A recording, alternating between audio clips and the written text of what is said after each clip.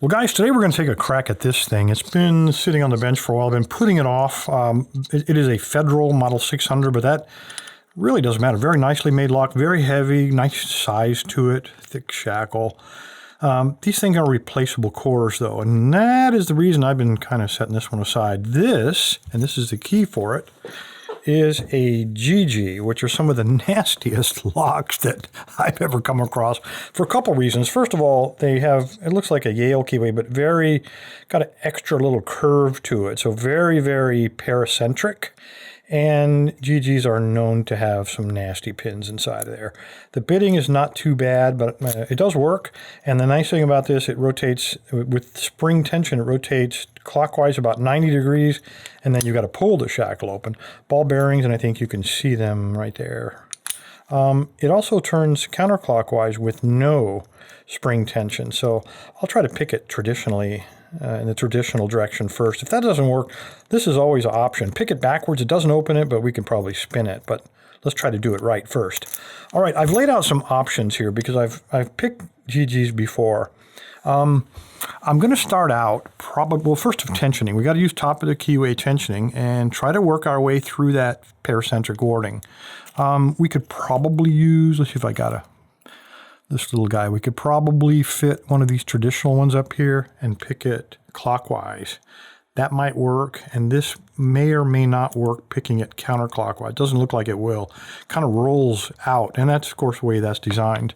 I've got a couple other options here, and this is probably how I'm going to go. Use this little homemade guy. It started out as serrated on one end and straight on the other, and I just bent it. Probably tuck him in there and pick him probably like that. So we figured out tensioning. Now let's figure out which pick to use. I would love to use this little Victor 04 from Multipick. It's got a lot of hook to him, but the problem is, and this is how you experiment to see if it's going to work for you, put him right up there in the front, and you can see that he's hitting on that warding, and probably not going to work for us. Probably a little bit too thick, 15 thousandths.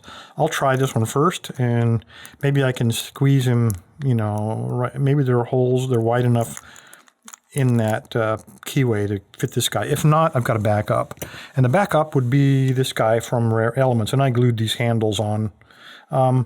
He's 12 thousandths, I think, but again, when you slide him in there, you can see that even 12 thousandths is kind of, in fact, I can let go. It pinches him in there so strongly that whatever feedback you might be getting from that probably will be muted.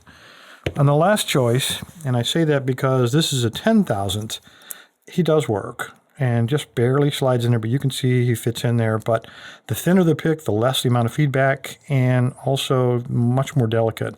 Thirdly, I'm not sure this is going to be enough of a hook to pick any deep set pins without oversetting those on the front. I got all kinds of excuses so that when I fail to open this, I've already got myself covered in like a dozen different ways. All right, let me clamp this thing up. Let's stop trying to come up with excuses.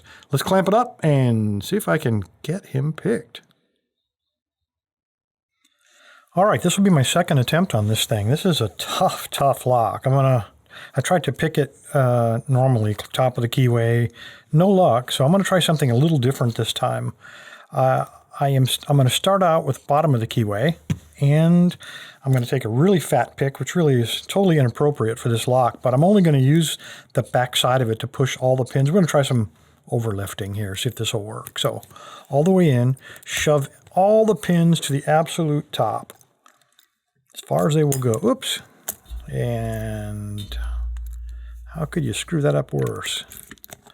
All right, hold them all up there, very heavy tension. And now, replace that with my top of the keyway, simply because I can't work down there with this thing in the way. And now I'm going to take probably this guy.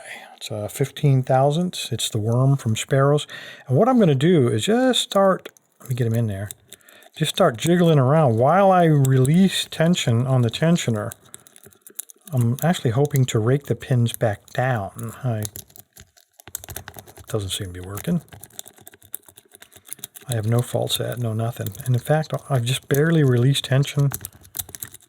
And there we go. Oh, man, if what you're doing doesn't work, try something different.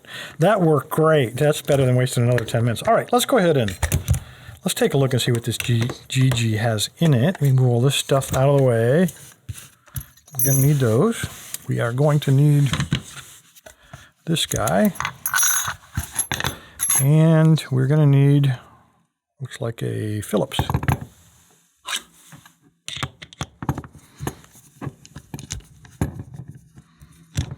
All right, so what you saw, add 10 minutes to it because I did have a 10-minute failure on this guy. All right, so stick with me here. All right, there's our 6-pinner. We got some anti-drill pins in there. Very cool. It is a circlip. So let me go ahead and lock it up. We do have the key for it. Move all this junk out of here. Yeah, okay, circlip. See if I can find the right end to use. And see if we can get the right tool to cooperate before I pull out the wrong tool. How about that? Yeah, that's not working so good. Let's try the wrong tool. Let's just try to use the right tool, but use it in an inappropriate way. Like that. And that will work.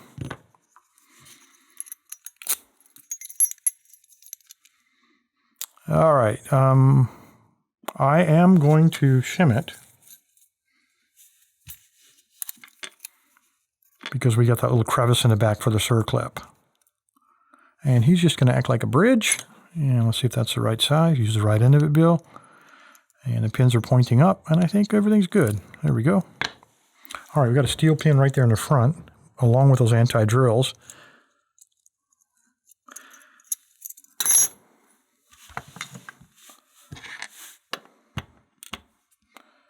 Standard, standard, standard, standard, standard. Standard. I don't see anything in there, guys. What a disappointment that is. Why have I been taking so long on this? All right, let's see what we got upstairs. Where are those tweezers? They are never where you need them. Okay, here we go. All right, here we go. We got a little serrated guy. That makes it kind of worthwhile. Number 2, standard, not worth our while. 3, got another one of those little serrated guys, little ASA pins.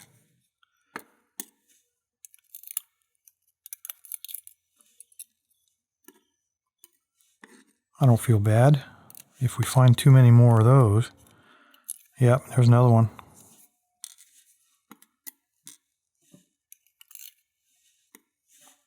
Let's turn it around and start from the back. Let's get that shim out of there. Come on. Okay, another ASA. And the last one, another ASA. Okay, cool. I understand why I was having so much trouble with this. Lots of feedback from this guy. No luck until we tried the overlifting. So, again, further proof, if what you're doing is not working, try something different. Might work out a little bit better for you. There you go, guys. 5 serrated ASA pins, 1 standard, and all standard key pins in this awesome GeGe. Anyway, guys, appreciate your time. Stay safe, stay legal. By the way, this will be the giveaway this week, this Federal 600, along with, I got some other stuff. Let me set this up here gently because I do have to repin it for the giveaway.